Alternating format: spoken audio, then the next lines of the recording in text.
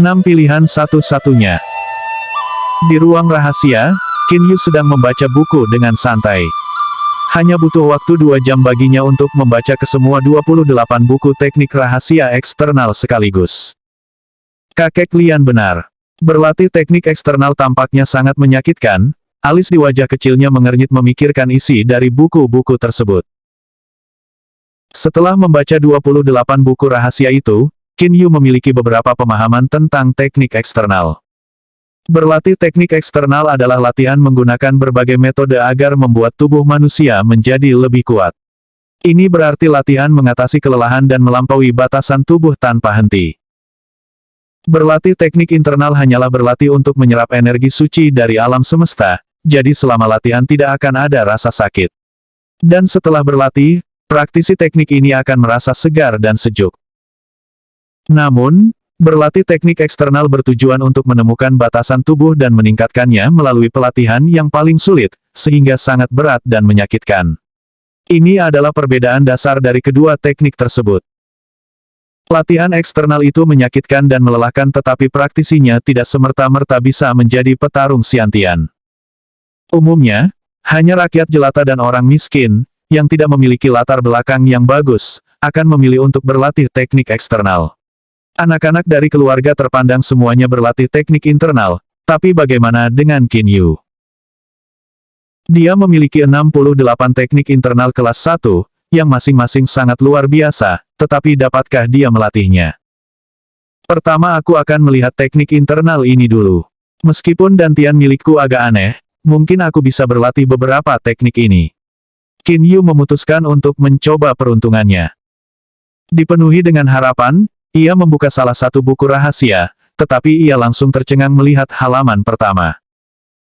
Titik Senting 1, titik Bai Hui, titik Feng Qi, titik Kimen. Saluran Sanjiao Shou Shaoyang, saluran Shou Taiyang, saluran Sen Zhu Taiyang.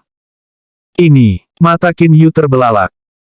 Dia telah membaca banyak buku dan juga telah mendengar nama-nama unik ini, tetapi masalahnya, dia tahu titik acu poin Feng Qi, tetapi tidak tahu di mana posisinya di dalam tubuh manusia. Meskipun buku-buku itu memiliki ilustrasi, mereka hanyalah gambar dengan tidak lebih dari beberapa titik dan garis.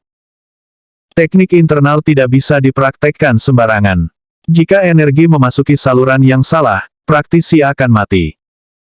Sepertinya aku harus belajar dan membaca buku-buku tentang titik akupuntur ini sekaligus. Setidaknya aku harus tahu di mana saluran dan titik akupunturnya, kata Qin Yu dengan ekspresi masam pada wajah mungilnya. Lalu dia merapikan buku-buku itu dan keluar dari ruang rahasia. 6 hari kemudian, Qin Yu memasuki ruang rahasia lagi.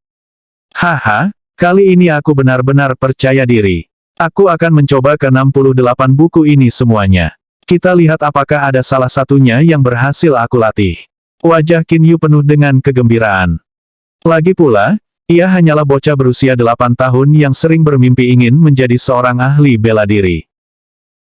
Qin Yu selama 6 hari mempelajari saluran dan titik akupuntur, dan sepenuhnya memahami mereka.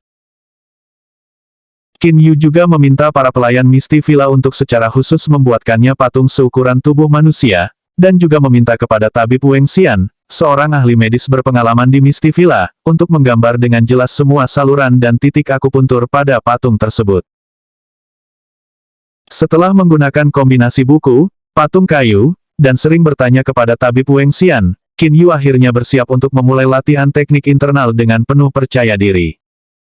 Mulai dari mana ya? Baiklah yang ini saja, pemahaman tentang elemen air. Qin Yu secara acak memilih buku-buku di dalam kotak saat dia berbicara pada dirinya sendiri. Pemahaman tentang elemen air, ini sangat terkenal beberapa ratus tahun yang lalu, tetapi sekarang hanya sedikit orang yang tahu tentang teknik kelas 1 ini. Berdasarkan petunjuk buku itu, Qin Yu duduk dengan kaki menyilang dan mulai berlatih. Langkah pertama dari latihan teknik internal adalah memiliki perasaan terhadap energi alam. Yaitu, perasaan untuk dapat merasakan untaian yang sangat kecil dari energi suci alam semesta yang bisa diserap oleh seseorang.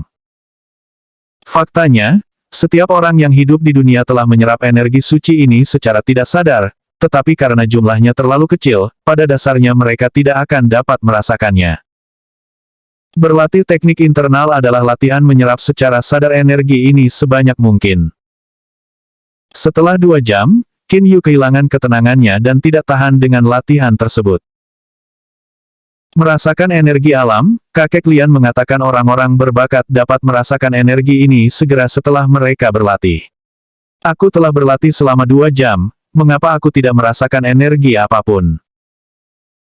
Setelah berolahraga sebentar, Qin Yu duduk diam untuk kembali berlatih, pemahaman tentang elemen air, lagi. 2 hari kemudian, setelah sarapan, Qin Yu terus berlatih. Dia sangat keras kepala. Dia selalu berlatih, pemahaman tentang elemen air, yang sama lagi dan lagi. Sebenarnya, untuk merasakan aliran energi itu tidak tergantung pada buku rahasia internal apa yang dia gunakan. Qin Yu masih duduk bersila dengan teguh. Dia mulai membayangkan energi bergerak di tubuhnya. Setelah itu, Qin Yu berhenti berpikir. Pikirannya kosong. Dia terus seperti itu. Tiba-tiba, Qin Yu merasakan aliran energi yang sangat samar perlahan bergerak di dalam tubuhnya. Setelah lebih dari 2 hari ketekunan, dia akhirnya berhasil sampai pada tahap ini. Dalam sekejap, ada gelombang kegembiraan di dalam hatinya. Ketenangan di dalam hatinya dan kekosongan yang samar-samar dalam pikirannya itu segera lenyap. Dan pada saat yang sama Qin Yu tidak bisa lagi merasakan aliran energi itu. Tenang, tetap tenang, Qin Yu berbicara pada dirinya sendiri. Kemudian dia menggunakan metode pemahaman tentang elemen air untuk mencoba masuk kembali pada keadaan yang telah ia capai barusan. Setelah beberapa saat, Qin Yu benar-benar bisa merasakan aliran energi samar di dalam tubuhnya lagi. Pada saat ini, dengan menggunakan metode pemahaman tentang elemen air, Qin Yu mulai membiarkan aliran energi berjalan perlahan dalam jalur dantiannya. Saat mengalir, Qin Yu merasakan aliran energi ini lebih banyak dan lebih jelas. Setelah menyalurkan energi dalam putaran kecil, Qin Yu ingin membuat aliran energi suci ini bergabung dengan dantiannya. Tapi, apa ini? Mungkinkah dantian milikku benar-benar tidak dapat mengumpulkan tenaga dalam? Qin Yu tercengang. Dia mendapati bahwa energi suci yang baru saja melakukan putaran kecil menghilang keluar dari dalam tubuhnya. Dantiannya kosong seperti sebelumnya. Sepertinya Paman Feng benar, dantianku berbeda dari orang lain. Pada dasarnya tidak dapat mengakumulasi tenaga dalam. Dalam melatih teknik internal, tenaga dalam disimpan hanya di dalam dantian. Karena dantianku tidak dapat menyimpannya, apa gunanya tetap berlatih? Pada saat ini, Qin Yu akhirnya mengerti. Meskipun ada banyak teknik tenaga dalam yang berbeda di dunia, mereka semua memiliki satu kesamaan, semua tenaga dalam yang diserap dan diubah disimpan di titik Qihai, yang juga berarti itu disimpan di dalam dantian. Jika dantian tidak mampu mengumpulkan tenaga dalam, lalu apa gunanya dia berlatih? Tiba-tiba, Qin Yu menyadari dia memiliki buku The Ancestral Dragon Art. Di antara buku-buku teknik internal ini, hanya buku ini, yang ditulis di atas kertas emas, terlihat sangat mewah. Qin Yu mengulurkan tangannya dan mengambil The Ancestral Dragon Art. The Ancestral Dragon Art sangat tipis, dengan hanya 3 lembar. Tapi tulisan di kertas emas itu sangat kecil dan 3 lembaran emas itu memiliki banyak tulisan. Qin Yu mencoba untuk berlatih sesuai dengan metode dari The Ancestral Dragon Art. Dalam waktu singkat, ia merasakan aliran energi di tubuhnya. The Ancestral Dragon Art ini benar-benar luar biasa, jumlah energi suci yang diserap jauh lebih besar daripada sebelumnya. Terlebih lagi, kecepatan sirkulasi energi sangat tinggi. Tapi ketika Qin Yu menyalurkan tenaga dalam yang ingin dia simpan ke dalam dantiannya, situasi yang sama terjadi.